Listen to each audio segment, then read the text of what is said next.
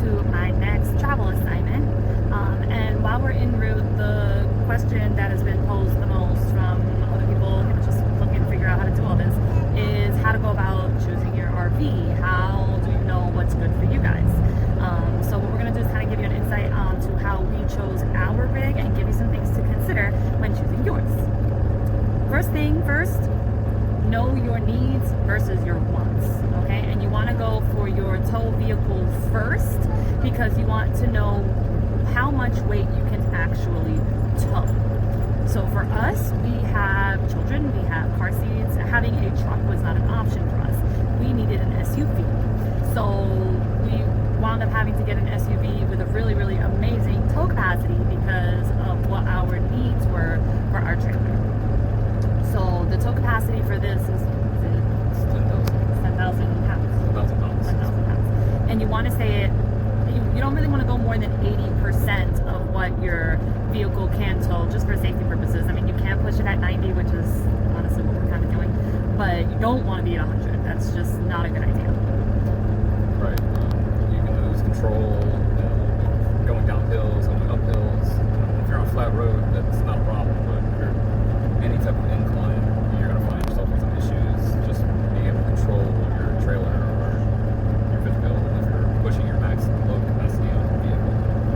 So make sure you stay under that, at least 80%. We're closer to 85% right now.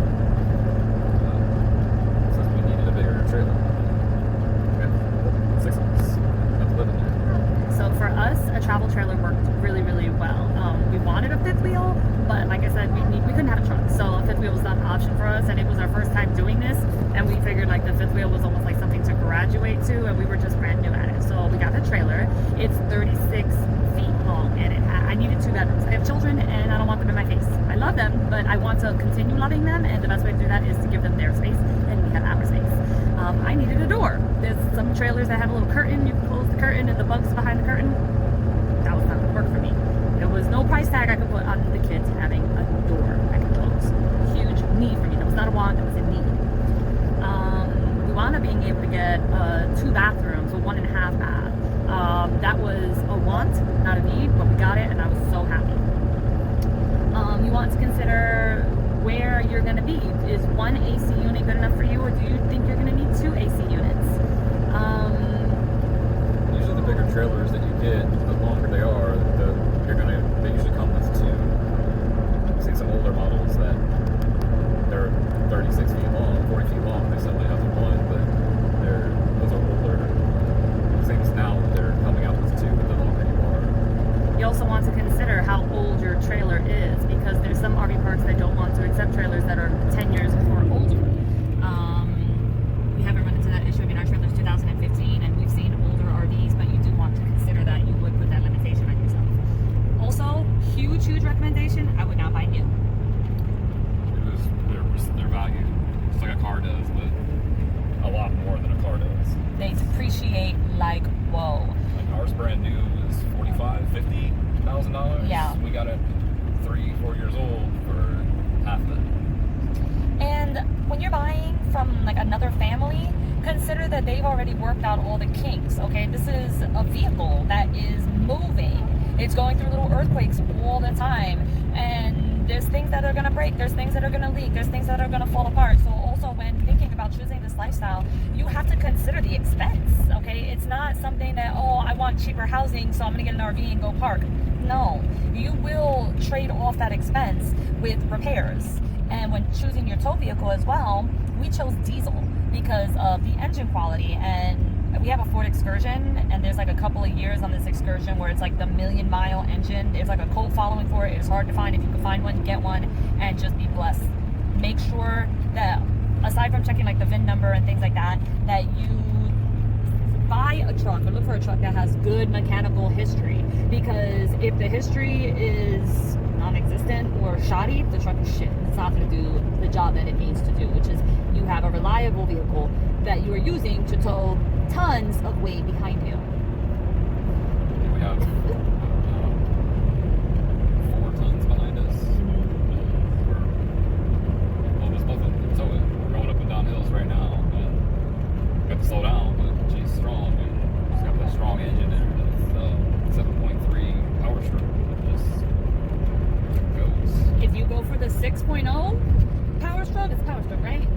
not sure about the 6.0. 6.0 has to be bulletproof. 5.3 no do. I think the V8, obviously, a V10 is perfect. And these are diesel vehicles that we're using, or a diesel vehicle that we're using. You can use a gas vehicle. It's cheaper on maintenance, but you are going to guzzle gas, and it just doesn't have the power that a diesel has. But these are all personal choices that you have to think about and consider when choosing your vehicle. Is your tow vehicle going to be your everyday vehicle? This is my everyday vehicle. When we park, I use this to go to work every day. Or for somebody who's maybe doesn't have a whole family and they're just traveling either with their partner or by themselves or with a pet. Maybe you don't need all of this. Maybe you can just get a Class C and tow your everyday vehicle behind you. A lot of people do that as well. And then of course you don't need 36 feet worth of trailer. You can probably do 28 feet, 26 feet, 30 feet. This all goes back to personal preferences and your needs versus your wants. I will say that don't compromise on what your needs are, because this is your home that you're going to be traveling with. So when you're traveling around to different spots and you're acclimating to different protocols and different procedures and different doctors and different staff and different shifts and different regions and areas and food and all these different things that you have to change every 3 months or so, your constant is right behind you, or you're in it if you're in a Class C. And that's something that helps us a whole lot, especially with the kids, is that yes, we're moving around, but our constant is behind us. The same smells are in that RV. Our blankets are in that RV. Our home is right behind us in those RVs. Oh, that's cute. So really, when you're choosing an RV and you're choosing your tow vehicle and you're considering this lifestyle, please consider this is a lifestyle. This is not N-O-T with capital letters underlined in italics, bold, like however you need me to emphasize. This is not a cheaper option for housing. It's not. There is a trade-off in lifestyle. That's what it is. It is a lifestyle. Yeah, you have to have, I was just saying about the maintenance. You're not able to do it yourself. You're gonna have to call somebody to come fix your stuff. Your furnace can go, your hot water heater can go, your AC units can go, your slides cannot get pushed back in for whatever reason. Just every time you move, you're putting your home through an earthquake. So things are gonna come loose and things are gonna need to be recaulked, and you're not handy. Someone's gonna have to fix it, otherwise your home's gonna fall apart on you. So learn to be handy or set aside those expenses and save up for it. And those expenses can add up very, very quickly. Having RV maintenance is not cheap. Calling somebody out to do your RV maintenance is not cheap. Trying to drop off your rig at a shop and think you're going to see it in less than a month? Nope, not going to happen. So it really is, YouTube is your best friend when it comes to how to do things. If you need an RV mechanic that is on call, that can get to you, that's an option. But you really want to prepare yourself that you're going to be fixing things in there all the time. Something's going to leak, something's going to pop, screws need to be redone. And there's not a time that we've moved this RV that he has not had to go troubleshoot something. Not one time. Underneath or in a hole somewhere. Every time. Black tanks need constant supervision. Make sure that they don't get all sticky and smelly. If you're not prepared to deal with your own shit, then you're not ready for the RV life. I like that. Quote unquote, trademark. Go home. It can get messy, but it's definitely worth it though. We just spent a month seeing the country. It's good. Anyway, that's kind of the short version of how to go about picking your RV and your tow vehicle. If you can, go to an RV show. Go look at multiple RVs that have the fifth wheels, travel trailers. They have Class A, Class C, and Class B. They have. I didn't see any pop-up ones at the one that we went to. I don't think I did. You don't want to live full time in a pop-up one. It's basically living in a tent that you bring behind you. But yeah, go to an RV show. Veterans get in free usually, and I don't think the ticket price is much, $5-10, but it's definitely worth it to get the experience of seeing a bunch of different brands, and just go spend a couple hours there. You see different brands, different types. Talk to the salesmen. Some of them, they're able to talk about the model that's in front of you. Some of them don't really know too much about RVs.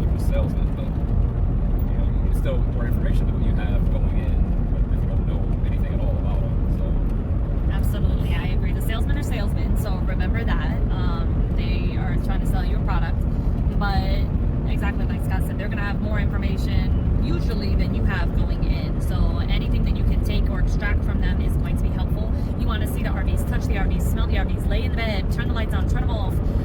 If you're buying used, like go in there and start jumping on the RV. Like touch the walls. You want to look for soft spots. You want to, use your nose. Your nose is a very helpful tool when it comes to trying to smell funk. And little word of caution: if somebody just painted their RV and like it looks so pretty, ask them why did they just paint it? Because they could be trying to cover up mold or something. My RV is completely customized. Like the whole thing it was brown, but now it's like white brick and white everywhere. But I did that because I wanted to do it for my family. If somebody were to go in there now, they're not going to smell fresh paint. They're just going to see pretty. That's just what I wanted to do. But if they just painted that junk and now they're selling it, I would ask why, and I would definitely So for brand new RVs, like I said, I wouldn't buy new, but I would definitely go to the RV shows. They're gonna, you're gonna see lots of different models, lots of different floor plans, and bring your family with you if you have a family. If you're going alone, take pictures, take videos, and give yourself that real life reference rather than just looking at pictures online. There's only so much a photo is going to be able to really do for you. It gives you an opportunity to see how big they are, how small they are, what you feel you can just live in, rather than looking at a picture. You get the right angle on a picture, it can look huge, but you go in there and you can barely stand up. So for me, the travel trailer is the right height where I'm not crouching over or anything. And some other people would come into our rig and they'd have to scrunch down, but and then they might get a fifth wheel because the fifth wheel usually has a higher ceiling and walk around. But it's each to everyone's own preference. And if you go in there, you can move around, you can sit, you can jump, do whatever, and just see what you can do in there. If you can fit yourself in there, or if you do bring your family, which you should, you can see how they fit in there, and if you can all be comfortable in 350 square feet. Decide what you need that way. Absolutely. The showers. It might sound silly, but when you go to the RV show or you're walking in RVs, get into the shower and close the door. Is there enough space for you to stand up in the showers? Like for ours, there's a little skylight above the shower, and that way, he can stand up comfortably and I can stand up comfortably. But if the shower is small and you're 6 feet tall, you don't want to be like this, like every time you have to take a shower. So it's just little things like that. You really want to go inside of it and touch it and smell it and feel it and jump in it. And like I said, if you're buying used, look at the walls, look for any signs of water damage. That is going to be your biggest thing when it comes to buying an RV. You don't want water damage. Water is your enemy in an RV life. Like, water is not welcome. Do not come in. No water. So, that's where you're looking for like bubbles in the ceiling or in the wall or soft spots anywhere, because if there's water damage, just do not pass go, do not collect $200. It doesn't matter how good of a deal they're trying to give you. It's a bad deal. It's garbage. Don't do it. It's not cheap to fix.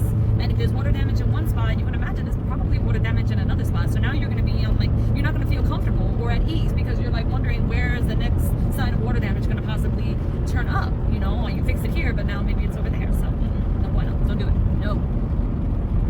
Anything else? We had a leak coming from our shower underneath, but the water wasn't coming underneath the shower. It was coming out from the other side.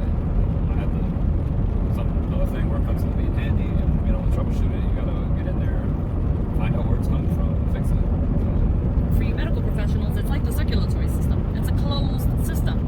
So if the blood is not somewhere, that means it's somewhere else. If it is somewhere, that means it's coming from somewhere. So and that comes with your circulation and your air quality and all of those things. So you want to consider, okay, now I live in an RV. It's a really small closed system. What am I going to use to clean it? Are you going to use Clorox and chemicals and things like that, or do you want to change into a more organic, natural, holistic type of lifestyle when it comes to cleaning? Because remember, anything you spray in there, it's in there. So I just can't stress enough, it's a lifestyle. It's not a cheaper option for housing. So please, if you're thinking about getting an RV because you think you can just go park somewhere and pocket all the stipends and just live in an RV, you are so sadly mistaken. And really, really don't do that, because you're going to regret it. I promise you. You still have to pay your rent for the lot that you're in. Utilities, there's still electricity, there's still water. Some places are going to charge you for garbage. And some places are still $1,200 a month. It's not, you can find a 350 spot, but you might not. So, and then you also have to always consider it's going to be be harder to find your assignments because you have to make sure you have a place to park your house first. Whereas if you're getting an apartment, you can just go get an apartment or an Airbnb or a hotel or whatever and go to your assignment. If you're in an RV, you have a whole extra couple of steps before you can accept assignment, and that's definitely been something that I've had to deal with that has been so challenging, not just for me but for my recruiters as well, because they can't just say, hey, do you want to go here? I'm like, I would, however, let me make sure I have a place to live first, and there's so many extra steps, so consider that as well when you're choosing this lifestyle and you're traveling, that you can and will limit the assignments you can take based on availability of a place to park your rig. That's right. So I think 20 minutes is enough for a small snippet of how to choose your RV. If you have any particular questions, please feel free to leave us a comment. I will get back to you as quickly as I can. If I won't, he does, but it's usually me because he doesn't do anything. He's busy taking care of the rig. One thing I want to add that we didn't touch on is I would actually make a list of your needs versus your wants. That way you can see it right in front of you and have your thoughts written out. And when you're going to RV shows or shopping online and really considering what exactly those needs versus wants actually are, it will help to have them in front of you, and then you can either confirm them or deny them. That way it's not all in your head. Just write things down. It's really helpful to have things written down so that when you're shopping around, you can recall, hey, I forgot I needed this, because it's so much to think about and it's so much to remember and it's so much to consider that you don't just want to take your brain with you into these RV shows. I would take a little small binder or a little notepad and write down the things that you think before you go. Take notes while you're there, take them out, and then really have some visual information to go with what it is that you're thinking that you need for your experience, your family, your chosen lifestyle. That's all. You can spend as much time as you want in there. If you go, they're open all day for a little bit, 12 hours at least. So you can go there in the morning and prepare to spend all day just looking around and take as much time as you want and as much time as you need to answer the questions that you have and see everything you want to see. Go through your whole checklist. And sometimes they're more than one day, right? Like sometimes they do like an RV show weekend. So you have a couple of days. You can go the first day with all your stuff and then leave, have a conversation, think, drink, whatever it is you need to do to process the thoughts, and then go back the next day. They've got food there. The one we went to, they had a lunch and they had a food court and you can go eat. And they usually give you, the one we went to, I saw that they had a return ticket. So, you had to pay maybe $10 the first day, but then the second day it was only $5 or something. So they don't make you pay full price to get back in there. But, so if you have time. Because you have time, don't rush it. Don't rush a decision that is, number one, going to be extremely costly, and number two is going to really be critical to your experience. It's your home. So as much time as you put into researching an apartment that you're going to be living in or researching a house that you would buy, same thing. This is a vehicle and a house in one. It takes thought, consideration, and time. So don't rush it, because you know what happens when you rush decisions.